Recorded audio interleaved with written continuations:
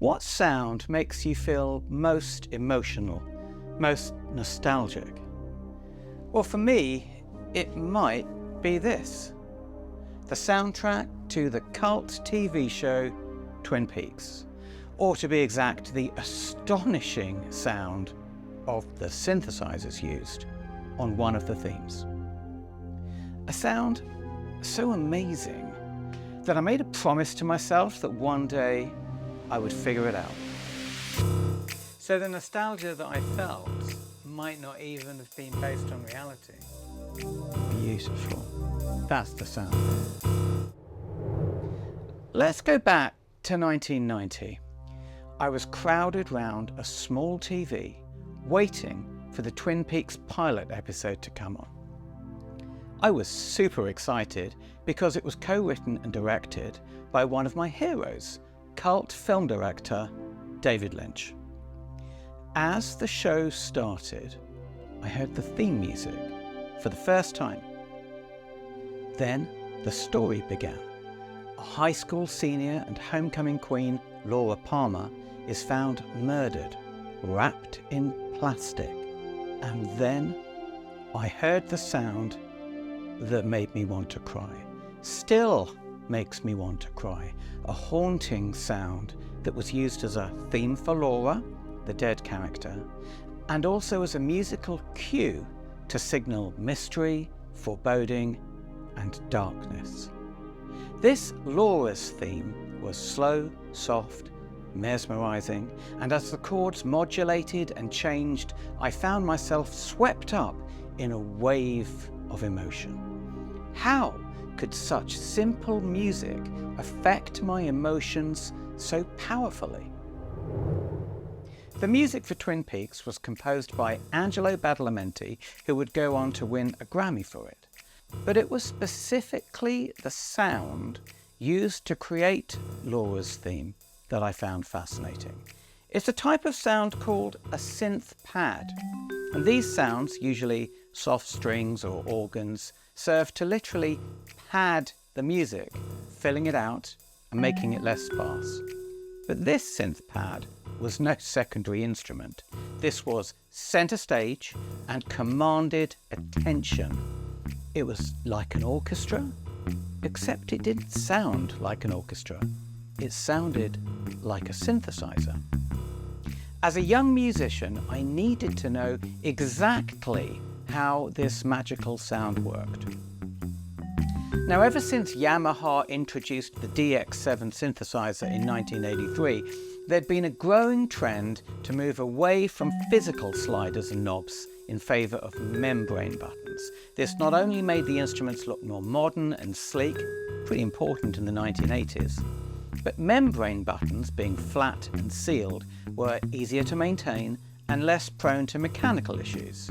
Put it another way, they didn't have slider tracks and cavities to get clogged up with smoke and beer. So when in 1985 Roland introduced a synthesizer called the JX-8P, the top panel consisted entirely of membrane buttons, with all the knobs and sliders being relegated to an optional extra programming module. And because there was now so much space on the top panel, Roland was able to have pretty much a button for every preset and print the name of the preset under the button. So if you wanted a brass sound, you could actually look for the word brass and click the button to jump directly to that sound. And if that sounds like an irrelevant feature, try living in a world where you had to remember that B3 was your favourite bass patch.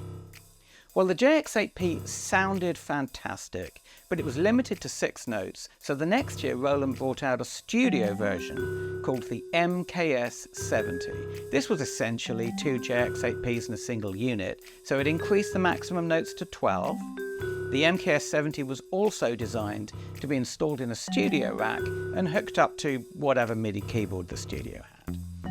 And it's this synth, the Roland MKS-70, that produced the haunting pad sound used in Laura's theme. But it was based on one of the presets the MKS-70 shared with the JX-8P. And what's that preset called? Appropriately, It's called soundtrack. And it sounds like this. Why does that sound so emotional? Why does that sound so nostalgic? Well, we respond to music at different levels and they can all happen at once. This is Dr. Sandra Garrido from Western Sydney University in Australia. Her research area is emotional responses to music, melancholy in music, and particularly music nostalgia. I guess the most basic level is the physical level. So sometimes our heartbeat and our breathing rate and all those sort of internal rhythms will synchronise to an external beat that we hear. And that has an effect on our mood as well. So if your heart rate slows down, you feel calmer or sometimes sadder. So when music influences our physical systems in that way, that can cause an emotional response. But it turns out, layered in with this physical response is the awesome power of emotion and nostalgia. The definition of nostalgia is that it's a mixed emotion. We might be remembering a happy event, but because it's in the past and it's gone, there's an element of sadness there in it. So it is often sad music that triggers that feeling of nostalgia because it's got an element of sadness in it, in the experience. But hang on, because I remember being moved by these sounds when I was just a kid in the 80s and early 90s. How could I feel nostalgia when I barely began to live my life? Well, we're capable of remembering our past experiences from about the age of 4. So roughly any time after the age of 4, a person is capable of feeling nostalgia for previous experiences that they've had. And get this, not only can we feel nostalgia from a crazy young age, it turns out there's something called historical nostalgia. Historical nostalgia is where you have a feeling of nostalgia or longing for perhaps a time period that you've never even lived through. So the nostalgia that I felt might not even have been based on reality. And we develop that because of things like movies and books and things like that that cause us to develop a romanticised ideal of what a particular time period in history might have looked like. These can be powerful emotions even though they're not necessarily based on realism. Now, I can't be alone in thinking that this is a big part of the Stranger Things phenomenon, and synthwave, and the 80s revival. Young people getting nostalgic over a childhood that they never actually experienced. And my feelings of nostalgia may have been sadness about a time period I hadn't even experienced and my brain had invented. I felt I was starting to understand why the Twin Peaks music and Laura's theme in particular had such a powerful effect on me. There was something about the intrinsic sadness of the sound that connected with me emotionally and triggered a feeling of nostalgia. But I still wanted to understand what it was about the sound that was doing that. And of course, how can we as musicians use that knowledge to make our own music hit harder emotionally? Back to Dr. Garrido. I would suggest that the best place to start is to think about how that emotion is conveyed in human speech and human expression in the voice when somebody is experiencing that emotion. So if somebody's feeling sad, for example, often they speak more slowly than usual and they may have less pitch variability in their voice.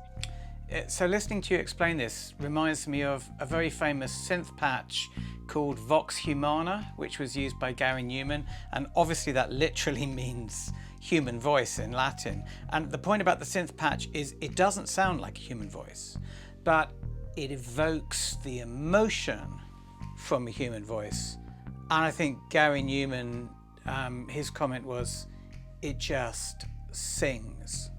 And so often composers and songwriters often do that automatically without even perhaps knowing that they're mimicking human speech, but they are the features that we would often associate with sadness in music. So this was starting to make sense. Perhaps the soundtrack synth pad sounded in some way to my brain like a human voice expressing a sad emotion.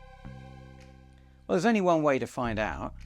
I had to play the actual sound on an actual Roland JX-8P. Well, this is an actual vintage Roland JX-8P. And as you can see, there are no old-fashioned sliders and knobs. The top panel is very sleek, very 1980s, and just has membrane buttons, most of which are preset buttons with the name written underneath. And what's the first preset on the second row? Soundtrack. And it sounds like this.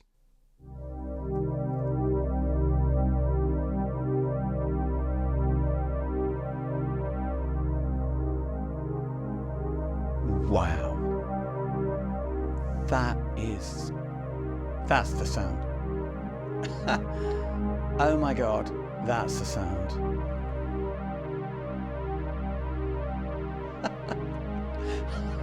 I think I'm going to cry again. Well, that's definitely the sound. But what's special about it? What makes it different from all of the other generic synth pad sounds out there? Turns out, it's designed in a slightly unusual way. Old-fashioned synthesizers like the Roland JX-8P all make sounds in quite a similar, simple way. They start with a couple of sound generators called oscillators, which produce rich, bright sounds with lots of overtones, like this. And then they use something called a filter, you could think of that as being like a tone control, to reduce or subtract these overtones, make the sound softer, darker, like this. And they usually have at least a couple more tricks. The first is that the way the filter or tone control opens and closes is automated. And the second is that the final volume is automated. And without going into all of the technical details about subtractive synthesis and ADSR envelopes, this means that from just those two simple sound-generating oscillators, you can make sounds that range from electric pianos to strings to brass to organs, as well as many synthetic sounds you wouldn't recognize at all from the world of real instruments. And when it comes to making synth pads, the received wisdom is that you start with a soft sound and then automate as much movement as possible. Perhaps you give the pitch a slow vibrato to make it sound like a human voice. Maybe you automate the filter so that the tone wobbles a bit, making it sound more organic, and a host of other standard tricks. Well, the soundtrack synth pad doesn't actually do either of those. There's no vibrato, no wobble on any of the controls. It really just uses one trick. It opens the filter up to make the sound brighter, but it does it slowly. And by slowly, I mean really slowly. So slowly you could heat up a cup of coffee in a microwave and it would still be going. I measured it. It took 36 seconds to complete its automated movement. That's roughly 30 seconds to open fully and a further 6 seconds just to drop down to its resting state. Okay, so that's very slow. But why does that make a difference? Especially since most chords aren't held for 36 seconds. Well, this is where you have to understand how synthesizers work. You see, the filter isn't applied to the whole sound. It's applied to each note independently, which means that depending on how you play, each of your notes can have a noticeably different tone to them. Let me demonstrate. I'm going to start by playing and holding a low C. You can hear the sound start to get brighter as the filter opens. Now I'm going to play a quick chord on top. Hear how that chord is quite soft and dark, even though that low held C is still getting brighter. That's because every time I play a chord, the tone on those new notes starts again from scratch. Hear it? Whereas the tone on the original low note is still going, and still going, and still going. This simple design, very slow filter automation, is one of the ways that the soundtrack patch sings and naturally sounds very emotional and nostalgic. But can I make that sound on a normal synth? Does it have to be a JX-8P? Well, I decided to try and make it on a modern, cheap synthesizer that you can currently get secondhand for well under $500. This is the Behringer DeepMind 12. It's got loads of features that I won't actually be using because all I really need is 2 sawtooth oscillators, a filter, a couple of envelopes, and a chorus effect. As they used to say on Blue Peter, here's one I did earlier. So I've got 2 sawtooth waves which are slightly detuned. Then I've got 2 envelopes, one controlling the filter and one controlling the overall volume. If any of you want to have a go, here are the actual envelope settings that I used. These were taken from my own measurements from an actual vintage JX-8P. Here's what it sounds like without the extra chorus effect. Note that it still choruses a bit from the detuned sawtooth waves. Now, I'll add in the chorus effect, which makes it sound wider, glossy, very Roland-y, and of course very 1980s.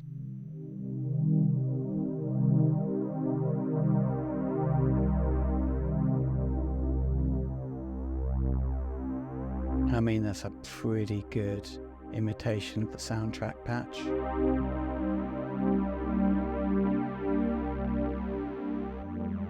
Just made on a cheap polysynth. Nothing particularly special about it. Sounds beautiful.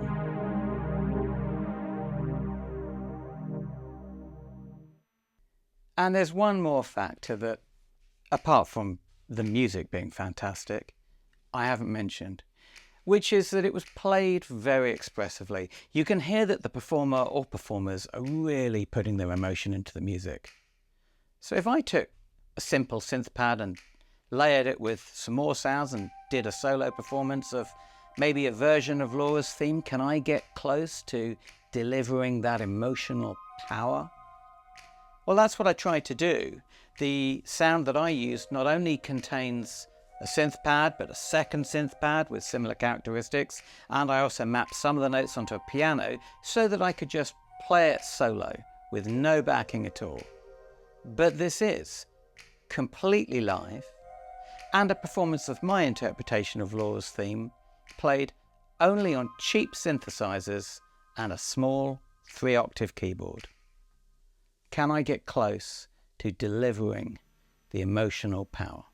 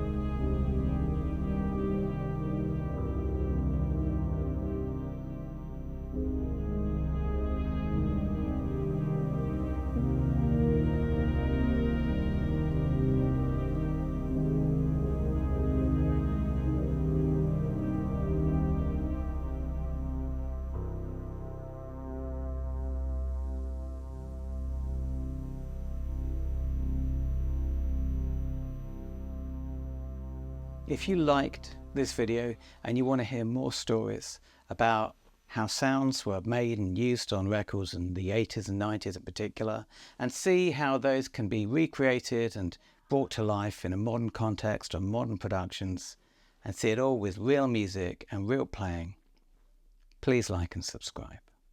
But first, I want to talk briefly about records and what they mean to me. I went to storage to get this record out. All my records are still in storage, really.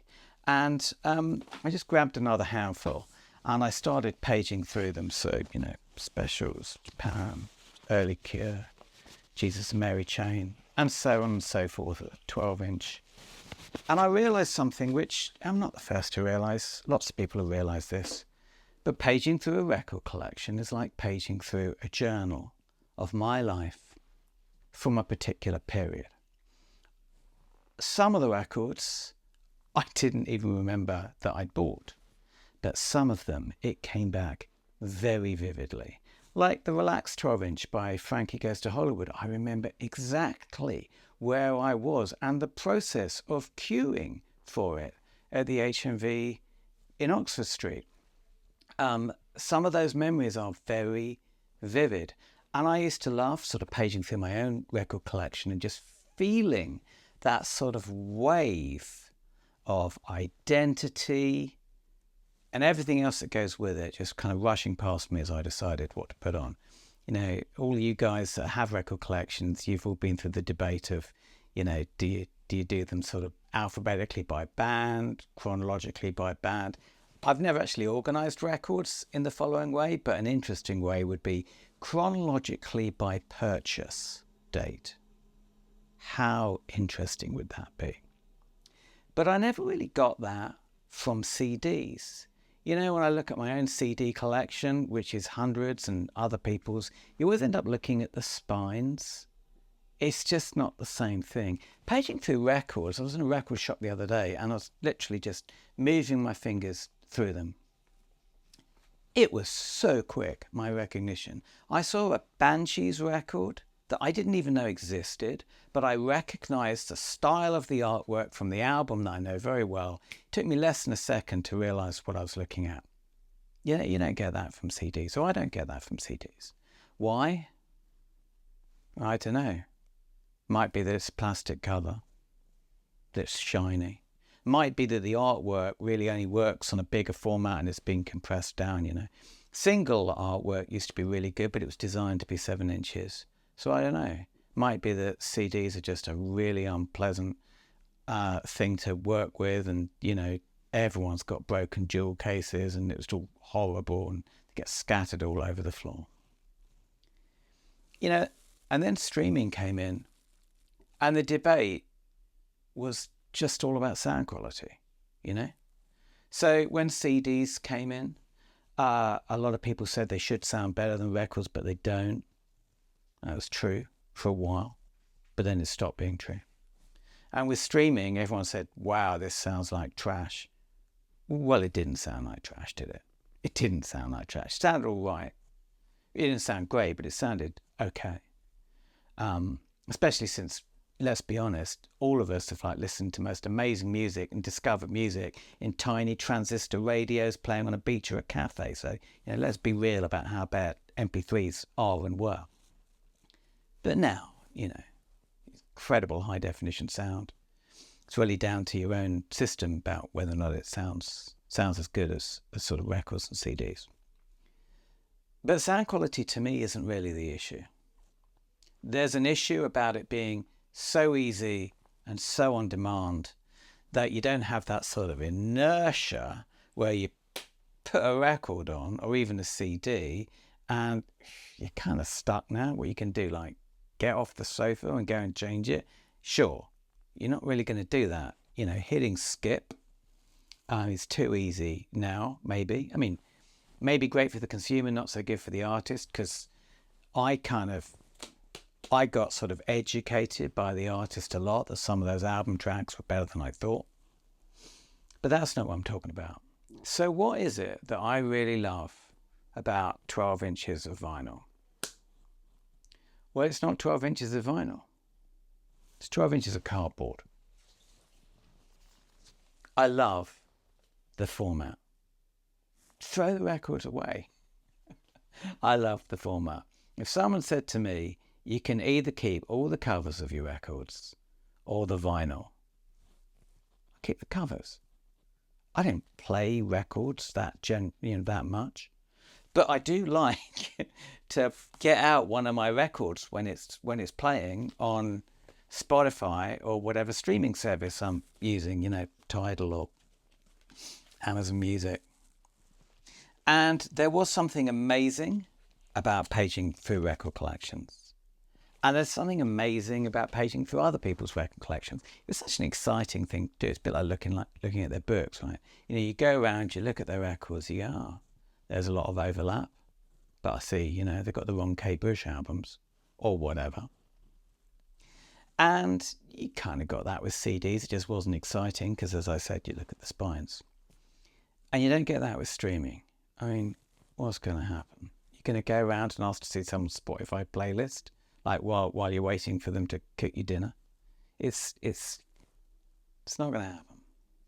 So I've got a journal of my musical life, which really is a lot of people's identity for a particular period. And then I've got a journal in CDs, however much I hate the form factor. I've still got a journal in CDs. And then when I just kind of went all in on streaming and stopped buying records and stopped buying CDs quite as much, I still buy them. But I've now got a very incomplete document. And I know from YouTube, ages watching my video are 65 and above, right down to 18. Some of you can have record collections if you haven't sold them. Some of you can have CD collections if you haven't sold them. And some of you are never, ever going to have bought a CD or a record in your life. And that's cool. But you won't have the journal. And it is what it is. But I miss it. Thanks for watching. See you next time.